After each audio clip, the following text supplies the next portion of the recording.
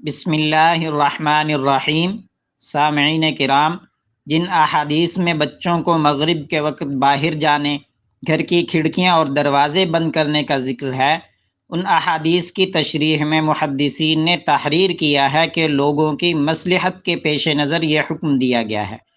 یہ حکم شیاطین و جنات کے شر سے بچانے کے لیے ہے۔ بچوں کے بارے میں یہ اندیشہ اس لیے ہوتا ہے کہ عام طور پر بچے پاکیزگی کا خیال نہیں رکھتے، ان کے ساتھ نجاست لگی ہوتی ہے، جبکہ شیاطین ایسے ہی موقع کی تلاش میں ہوتے ہیں جہاں گندگی ہو۔ اس کے ساتھ ساتھ شیاطین و جنات کے شر سے بچاؤ کے جو اذکار ہیں، بچوں میں ان کے پڑھنے کا بھی شعور نہیں ہوتا، اس لیے ان پر جنات و شیاطین کا اثر پڑنے کا خوف رہتا ہے۔ مغرب کے وقت سے لے کر عشاء تک چھوٹے بچوں کو بغیر ضرورت باہر نکلنے سے روکے رکھنا چاہیے۔ گھر کے دروازے اور کھڑکیاں بند کر دینی چاہیے۔